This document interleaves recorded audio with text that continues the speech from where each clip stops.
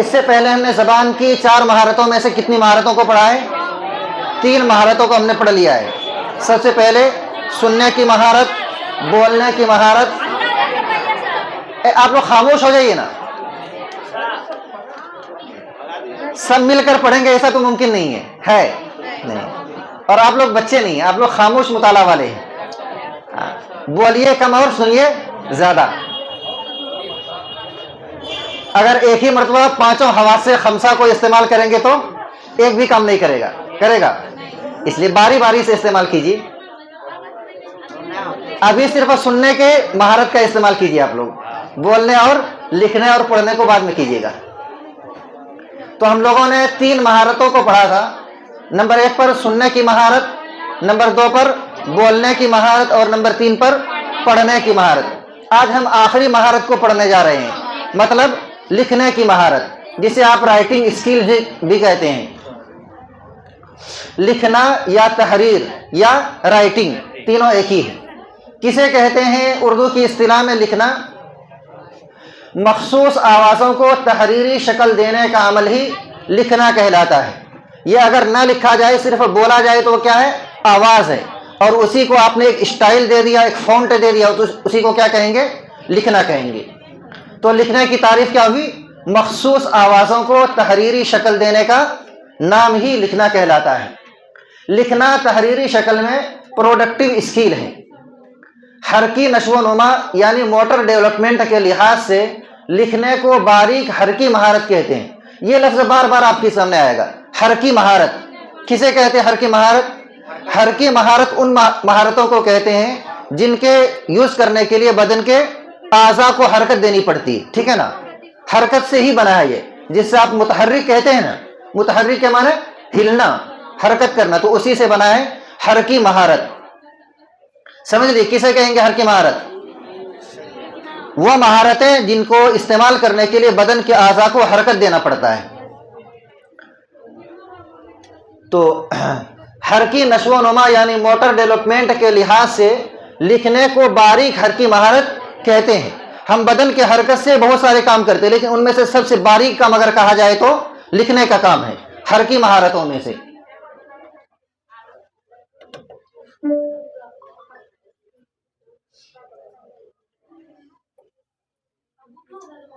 تحریر میں خیالات اور جذبات کا اظہار نہ ہو تو تحریر بے معنی بن کر رہ جاتی ہے۔ آپ جب بھی لکھیں گے کیا لکھیں گے؟ اپنے دل کی آواز لکھیں گے، اپنے دل کی بات لکھیں گے، آپ کے ضمیر میں جو کچھ پوشیدہ ہے۔ اور اگر ایسا کچھ بھی نہ ہو، آپ ایسے سیدھے قلم ڈولاتے رہیں تو پھر کیا ہے؟ وہ بے معنی ہے، اس کا کوئی مطلب اور کوئی فائدہ نہیں ہے۔ اسی کو بتایا کہ تحریر میں خیالات اور جذبات کا اظہار نہ ہو تو تحریر بے معنی اور بے مقصد ہو کر رہ جاتی ہے۔ لکھنا ہی وہ عمل ہے جس سے انسان نہ صرف اپنے جذبات کی عکاسی کرتا ہے۔ عکاسی کسے کہتے ہیں؟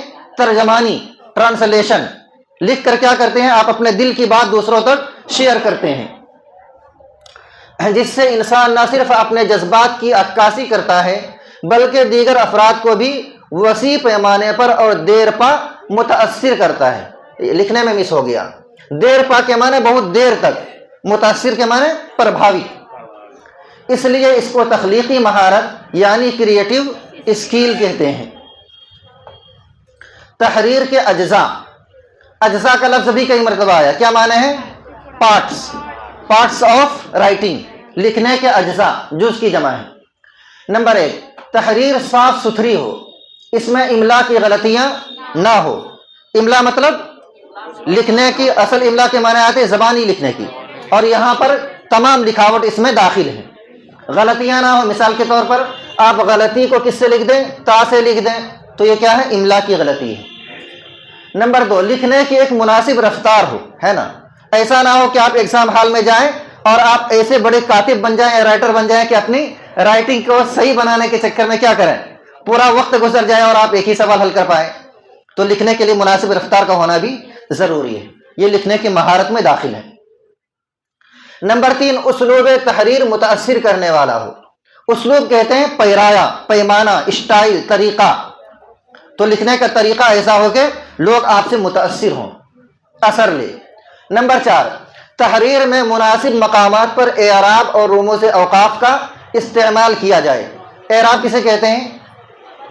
زبر زیر پیش کو اعراب کہتے ہیں۔ اور رموز اوقاف کسے کہتے ہیں؟ رموز رمز کی جمع ہے، کیا معنی؟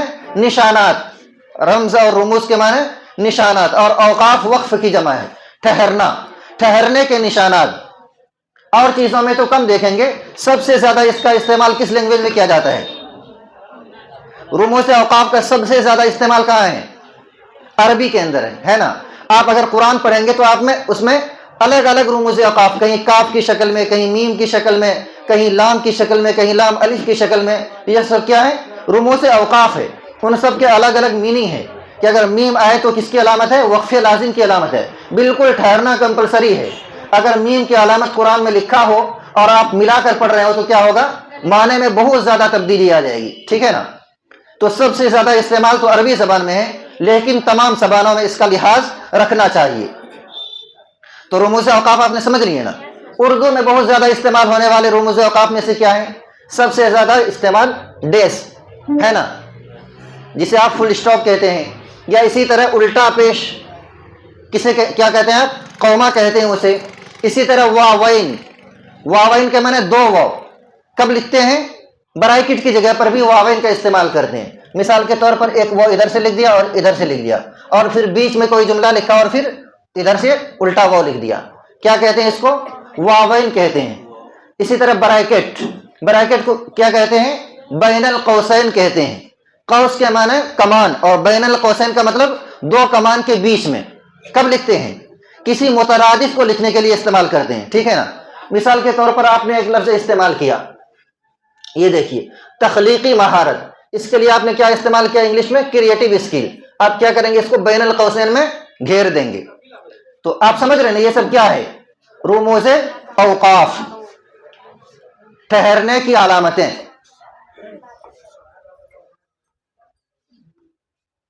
ہاں، تحریر کے حروف سیدھے خط میں ہو، ایسا نہ ہو کہ آپ اردو کو ہی بائیں طرف سے لکھنا شروع کر دیں اور ہندی کو دائیں طرف سے لکھنا شروع کر دیں۔ تحریر کے حروف سیدھے خط میں اور یکساں سائز کے ہوں۔ ایسا بھی نہ ہو کہ ایک حرف تو آپ نے ان کا فونٹ سائز کیا کر دیا؟ 20 کر دیا، اور دوسرے کا اس کے مقابل میں کتنا کر دیا؟ 10 کر دیا۔ تو تمام کے تمام سائز بھی کیا ہوں؟ یکساں ہو اور ایک جیسے ہوں۔ ان کے درمیان فاصلہ یکساں ہو، یکساں کے معنی برابر ہو، ایک جیسا ہو۔ اس کے لیے ایک اور لفظ استعمال ہوتا ہے، مساوی۔ یکساں کے لیے کیا ہوتا ہے؟ مساوی کا لفظ استعمال ہوتا ہے۔ نمبر 6، جملوں کے درمیان ربط اور ہم آہنگی ہو۔ جو جملے آپ لکھ رہے ہیں ایک کا تعلق دوسرے کے ساتھ ملتا جلتا ہو۔ تمام حروف اور جملوں کو اگر آپ ملائیں تو ان کے ایک میننگ بنتے ہوں، مطلب صحیح معنی بنتے ہوں۔ جملوں کے درمیان ربط اور ہم آہنگی ہو۔ ربط کے معنی جوڑ اور تال میل ہو، اور ہم آہنگی کے معنی مناسبت ہو۔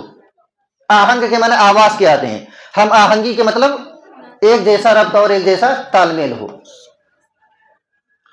لکھنے کی تدریس، تدریس کے معنی یاد ہے نا آپ لوگوں کو؟ تدریس کے معنی ٹیچنگ، پڑھانا۔ لکھنے کی مہارت کو جو پڑھاتے ہیں تو کیوں؟ لکھنے کے عمل میں جدت و اختراع لانے کی ضرورت ہے۔ جدت کس سے بنا ہے؟ جدید سے بنا ہے، جدت نیاپن۔ اختراع بھی کہتے ہیں کسی نئے چیز کو وجود میں لانا، ٹھیک ہے نا۔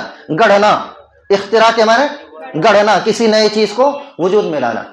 تو لکھنے کے عمل میں جدت و اختراع لانے کی ضرورت ہے۔ اساتذہ اکثر اس بات پر زور دیتے ہیں کہ بچے جو بھی لکھیں صحیح طریقے سے اور صحیح لکھیں۔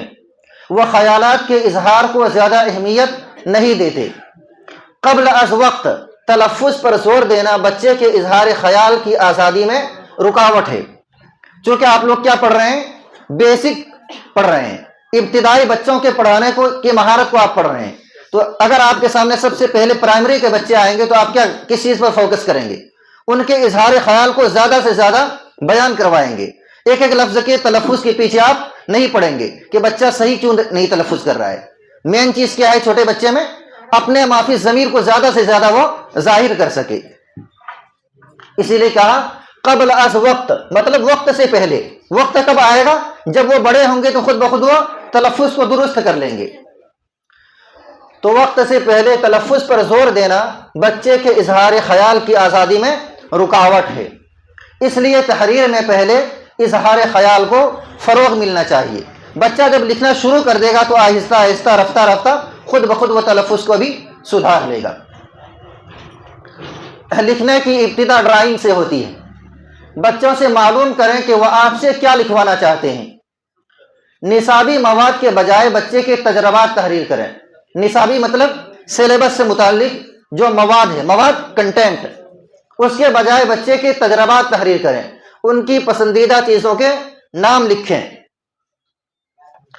سیدھے حروف تہجی کی مشق کرانا بچے کے لیے کوئی بامعنی عمل نہیں ہے۔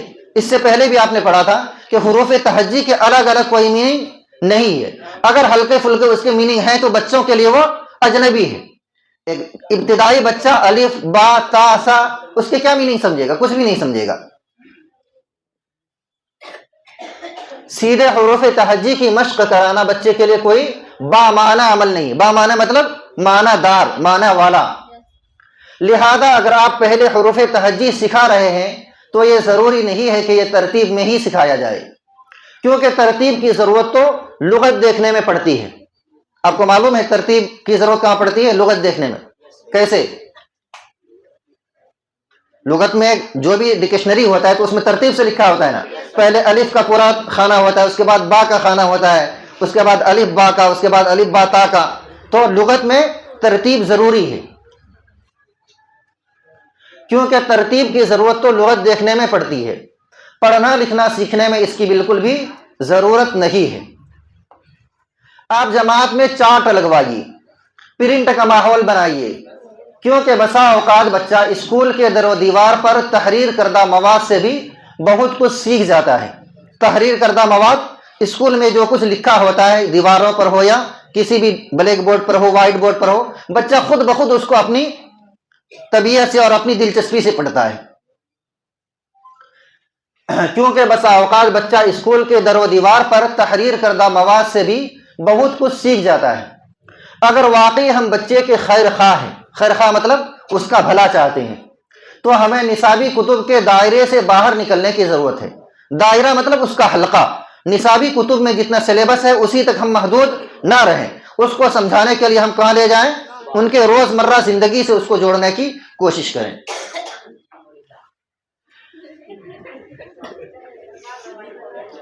اگر واقعی ہم بچے کے خیر خواہ ہیں تو ہمیں نصابی کتب کے دائرے سے باہر نکلنے کی ضرورت ہے۔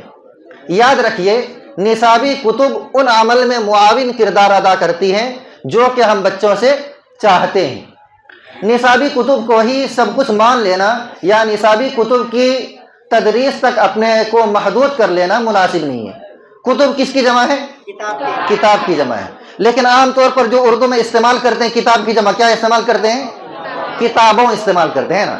صحیح معنی میں اگر دیکھا جائے تو اس کی جمع کتب ہی آتی ہے، لیکن اردو والے استعمال کر رہے ہیں کتابوں، کتابیں۔ تو اگر یہ لفظ بھی آئے تو آپ کو گھبرانا نہیں ہے، ٹھیک ہے نا۔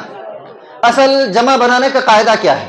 جمع بنانے کا قاعدہ کبھی اس میں الفاظ زیادہ کر دیتے ہیں اور کبھی کم کر لیتے ہیں، ٹھیک ہے نا۔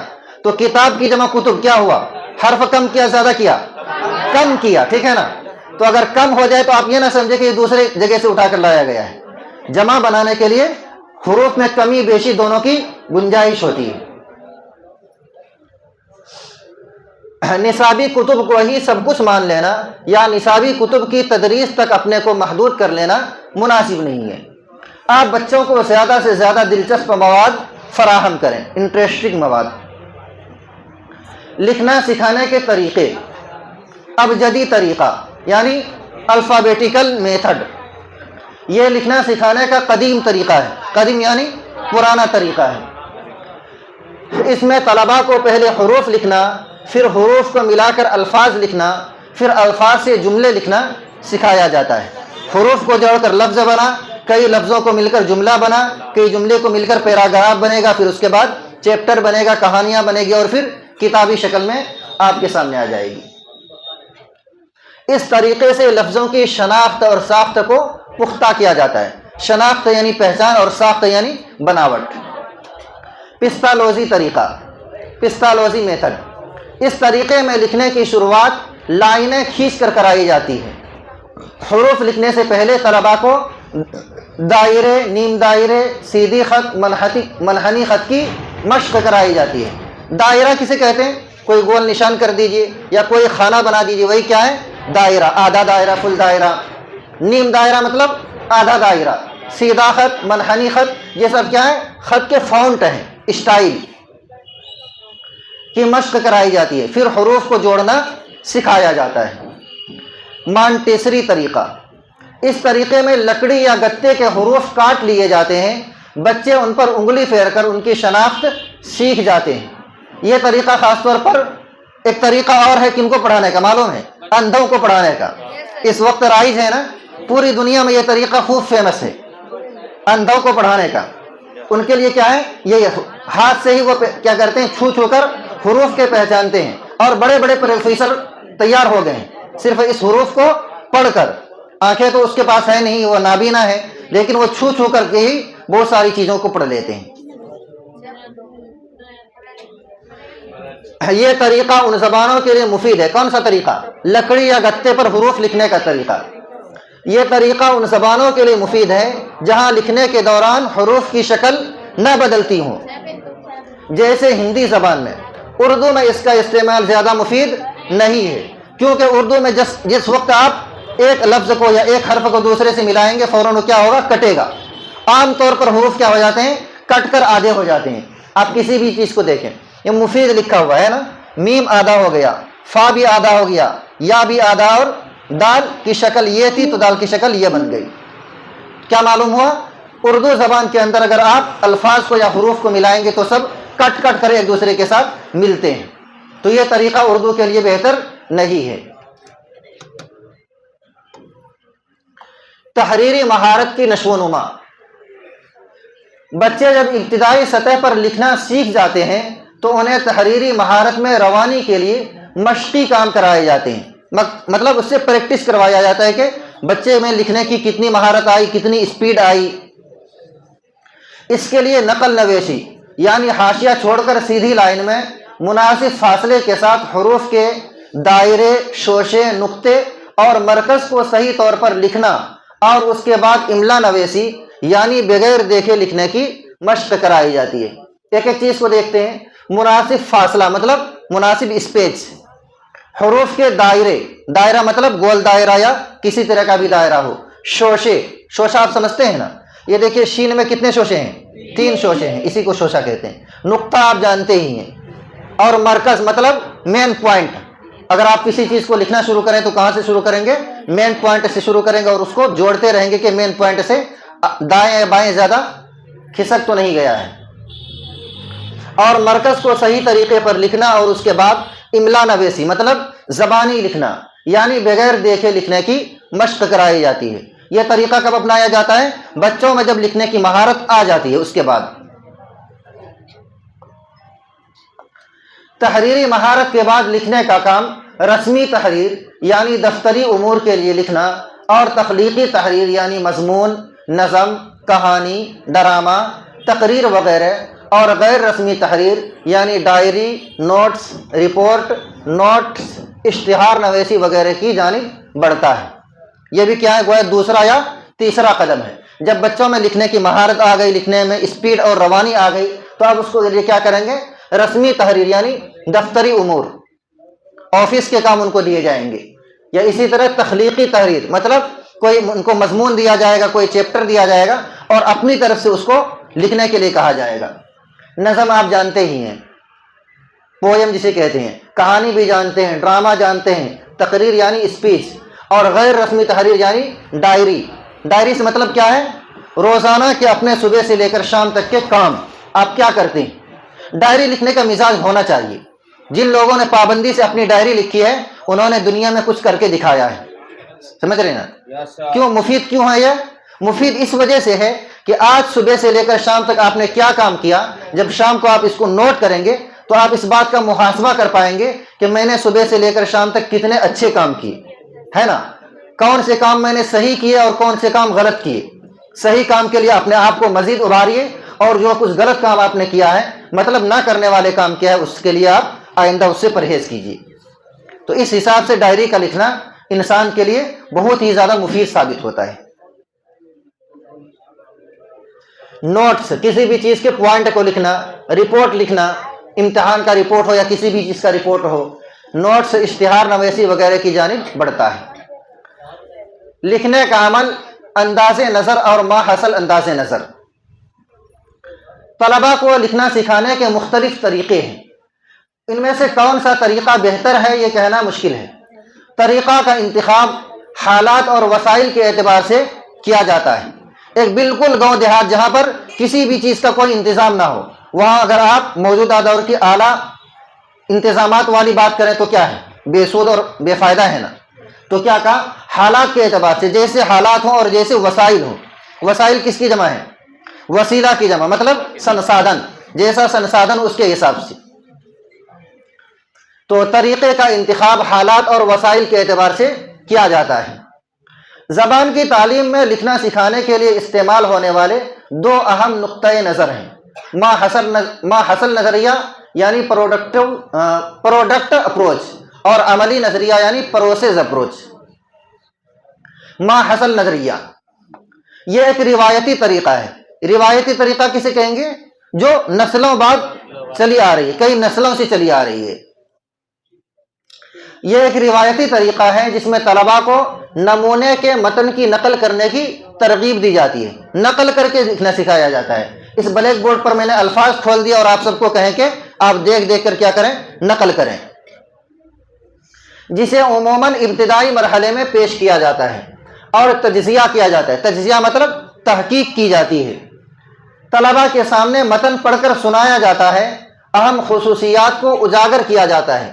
نمونے کے متن میں استعمال شدہ زبان کو اپنی تحریر میں استعمال کرنے کے لیے کہا جاتا ہے۔ کیا مطلب ہوا؟ کہ جو نمونہ آپ کے سامنے پیش کیا گیا ہے، اس کو آپ اپنی تحریر میں، اپنے انداز میں یا اپنی بھاشا میں لکھ کر لائیں۔ اس نظریہ میں لکھنا سکھانے کے 4 مرحلے ہوتے ہیں ما حصل نظریے میں۔ نمبر 1، نمونے کا طریقہ یعنی ماڈل ٹیکسٹ۔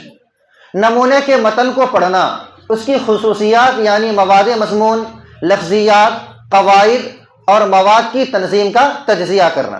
کیا کیا بتایا اس میں؟ مواد مضمون، مضمون کے اندر کیا کیا مواد پیش کیا گیا، کیا کیا کنٹینٹ، کیا کیا کس کس چیز پر بحث کی گئی ہے، یہی کیا ہے؟ مواد مضمون، مضمون کا مواد۔ لفظیات کسے کہیں گے؟ شبد کوش کو، ٹھیک ہے نا؟ ہاں، اس میں کس لفظ کے کیا میننگ ہے اور کہاں سے اس کو لیا گیا ہے۔ جس طرح ہم لوگ تمام چیزوں میں حوالے دیتے ہیں نا، ہر گرامر میں بھی حوالہ موجود ہے۔ اگر یہ لفظ آپ نے اٹھایا ہے تو کس ڈکشنری سے اٹھایا ہے، کہاں سے اس کا ثبوت آپ نے دیا ہے، تو یہ سب کیا ہے؟ لفظیات میں داخل ہے۔ تو لفظیات کے اصل معنی شبد کوش اور ڈکشنری کے ہیں۔ قواعد جانتے ہیں گرامر، اور مواد کی تنظیم کا تجزیہ کرنا، مواد کو کس طرح سے آپ نے منظم کیا ہے۔ نمبر 2، کنٹرول مشق، کنٹرولڈ پریکٹس۔ متن کو لکھنے کے لیے درکار کلیدی خصوصیات کی مشق طلباء کو فراہم کرنا۔ درکار کسے کہتے ہیں؟ جن چیزوں کی ان کو ضرورت ہوتی ہے۔ متن کو لکھنے کے لیے جن چیزوں کی ضرورت ہوتی ہے، کلیدی خصوصیات یعنی خاص خاص چیزیں، وہ مشق کے لیے طلباء کو مہیا کرانا، اویلیبل کرانا۔ نمبر 3، خیالات کو منظم کرنا، خیالات اپنے دل کی باتوں کو مرتب کرنا۔ طلباء کو جو وہ لکھنے جا رہے ہیں اس کے بارے میں غور و فکر کا موقع فراہم کرنا، مواد سے متعلق خیالات پیدا کرنا۔ اور نمبر 4، اختتامی ما حصل، فائنل پروڈکٹ تحریر کی شکل میں سامنے آتا ہے۔ پہلے ان تمام چیزوں کو آپ تیار کر لیں، اس کے بعد آپ اپنا فائنل مضمون تیار کریں۔ عملی نظریہ، پروسیس اپروچ۔ اس نظریہ میں مختلف اجتماعی سرگرمیوں پر زور دیا جاتا ہے۔ اجتماعی مطلب مل جل کر کیے جانے والے کام، جن سے زبان کی نشو و نما کو فروغ ملتا ہے، جیسے برین اسٹارمنگ، گروپ ڈسکشن، دوبارہ لکھنا۔ اس نظریے کے بھی مختلف مرحلے ہو سکتے ہیں۔ نمبر 1، تحریر سے قبل کا مرحلہ، مطلب ابھی کچھ آپ نے لکھنا شروع نہیں کیا، اس سے پہلے کیا کیا مرحلے آئیں گے۔ تحریر کا مسودہ تیار کرنا، مسودہ مطلب رف تیار کریں۔ کسی بھی مضمون کو اگر آپ صحیح معنی میں لکھنا چاہتے ہیں تو اس کے پہلے کیا کریں گے؟ رف تیار کریں گے۔ اس کے بعد اس میں کتنا کچھ کٹے گا، کتنے الفاظ زیادہ آ گئے، کہاں کیا کمی رہ گئی، ان کو آپ مکمل کر کے پھر دوبارہ اس کو فائنلی شکل میں تیار کریں گے۔ تو تحریر کا مسودہ تیار کرنا، ضروری تبدیلیاں کرنا تاکہ تحریر بہتر ہو سکے۔ آج کل تو ایگزام میں بھی رف ورک دیا جاتا ہے نا، رف کے لیے ایک کاپی دی جاتی ہے، کئی صفحات دیے جاتے ہیں کہ اگر آپ کو کچھ رف کام کرنا ہے تو رف کام اس پر آپ کر سکتے ہیں۔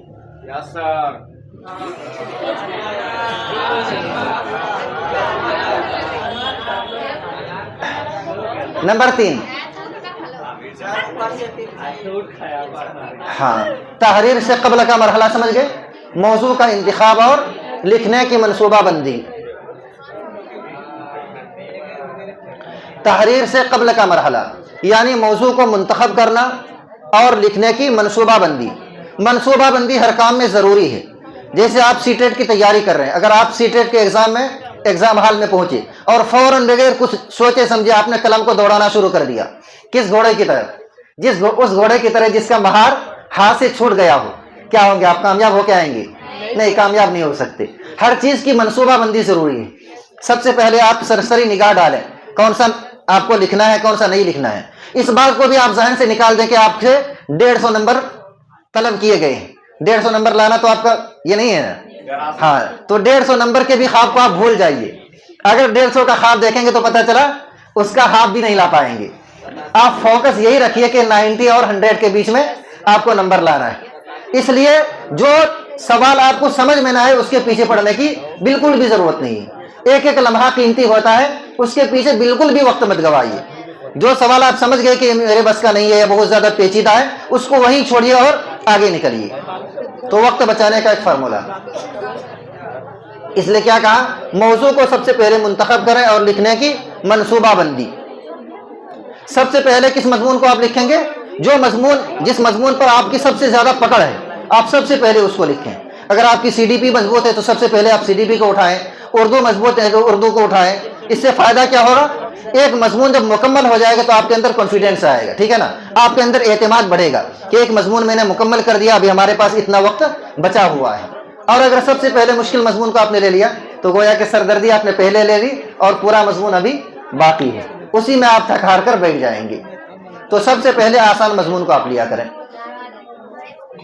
نمبر 2، تحریر کے درمیان کا مرحلہ۔ لکھنے کے درمیان اور لکھنے کے دوران آپ کو کن چیزوں کی ضرورت پیش آئے گی؟ تحریر کا مسودہ تیار کرنا، ضروری تبدیلیاں کرنا تاکہ تحریر بہتر ہو سکے۔ نمبر 3، تحریر کے بعد کا مرحلہ۔ لکھنے کے بعد آپ کیا کریں گے؟ تحریر کو شائع کرنا۔ باتیں مت کریں، آپ لوگ بات کرنا شروع کر دیے پلیز، گپ شپ نہیں، بعد میں گپ کیجیے۔ ہاں، تو تحریر کے بعد کا مرحلہ کیا ہے؟ سنیے، تحریر کو شائع کرنا یعنی تحریر کو چھپوانا، یا تحریر کا متعین کرنا۔ کئی تحریر آپ نے لکھا ہے، ان میں سے کس کو آپ شائع کرنا چاہتے ہیں؟ عملی انداز نظر، پروسیس اپروچ۔ اس کی ترتیب کیا ہوتی ہے؟ سب سے پہلے غور و خوض، اس کے بعد مسودہ تیار کرنا، اس کے بعد دہرانا، پھر ایڈٹ کرنا، شائع کرنا اور متعین کرنا۔ سمجھ گئے نا؟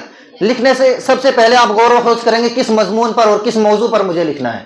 اس کے بعد اس کا آپ رف تیار کریں گے، اس کے بعد پھر اس کو دہرا کر دیکھیں گے، اس کے بعد اس میں ایڈٹ کریں گے اور اس کے بعد شائع کریں گے اور متعین کریں گے۔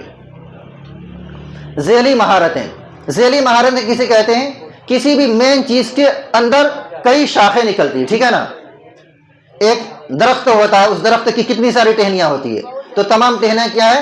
ذیلی شاخیں ہیں ان کی، ذیلی مہارتیں۔ اگر غور کیا جائے تو پائیں گے کہ زبان کی چاروں مہارتیں بہت سی ذیلی مہارتوں کا مجموعہ ہوتی ہے، کئی اندر کی شاخیں مل کر ایک درخت تیار ہوتا ہے جن کا تذکرہ درج ذیل ہے۔ نمبر 1، سننا۔ سننا کا مطلب صحیح سننا، 100% دھیان سے سننا، صحیح تلفظ سے واقفیت ہونا۔ سننے ہی کا حصہ ہے کہ آپ کے استاد نے کس طرح سے پروننسیشن کیا، کیسے تلفظ کو ادا کیا، اس کو بھی آپ دھیان دیں۔ سن کر سمجھنا، اگر آپ سمجھ نہیں رہے تو پھر سننے کا فائدہ ہی نہیں ہے۔ نمبر 2، پڑھنا یعنی حروف شناسی۔ پڑھنے کا مطلب کون سا حروف کیا معنی دیتا ہے؟ کیا بول رہے ہیں؟ واقفیت کی معنی جانکاری، نالج۔ پڑھنے میں کیا؟ حروف شناسی۔ سب سے پہلے الگ الگ حروف کو آپ پہچانیں گے، تیز رفتار سے پڑھنا۔ خاموش مطالعہ. خاموش مطالعہ مطلب آواز نہ ہو اور ساؤنڈ کچھ بھی نہ ہو, آپ صرف دل میں اس کو پڑھیں اور اپنے اندر اس کو سیٹ کرتے جائیں. سرسری مطالعہ. سرسری مطالعہ کا مطلب کیا ہوتا ہے؟ کسی خاص ٹاپک پر دھیان دینا, مضمون کے ہر لفظ پر متوجہ نہ ہونا. نمبر 3 بولنا. تلفظ یعنی پروننسیشن, لب و لہجہ, انداز, روانی یعنی اسپیڈ, واضح مخارج, آرٹیکولیشن. لکھنا. لکھنا میں کیا کیا ہے؟ ہجے اور املا. ہجے کا مطلب ایک ایک لفظ کو جوڑنا اور املا کے معنی زبانی لکھنا. اسی طرح رموز اوقاف, یاد ہے نا آپ کو رموز اوقاف؟ ہاں, لکھنے کے درمیان جہاں ٹھہرنا ہے, جہاں ہلکا سا سانس توڑنا ہے, جہاں پورا سانس توڑنا ہے, ان تمام چیزوں کی رعایت کرنا اور ان کے لیے الگ الگ علامات کو استعمال کرنا. خوش خط مطلب اچھی رائٹنگ.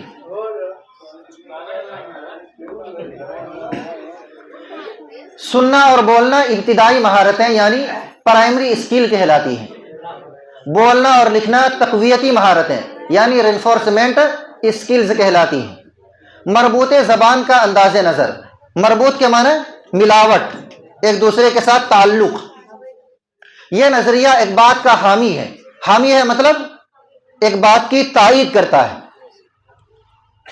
یہ نظریہ ایک بات کا حامی ہے کہ زبان کی مہارتوں یعنی سننا, بولنا, پڑھنا اور لکھنا کی تدریس علیحدہ علیحدہ نہ کر کے ایک کل کے طور پر ہونی چاہیے. ٹھیک ہے نا؟ الگ الگ نہ کر کے. ہاں, سننے کا طریقہ ایک استاد سے پڑھیں, بولنے کا طریقہ ایک استاد سے پڑھیں, لکھنے کا ایک استاد سے پڑھیں اور پڑھنے کے لیے کہیں اور اسکول میں جائیں. یہ انداز نہیں ہونا چاہیے. ایک ہی سبجیکٹ میں اور ایک ہی کلاس میں یہ تمام چیزیں ہونی چاہیے اور ان کا آپس میں ربط ہونا چاہیے, ایک کل کے طور پر ہونی چاہیے.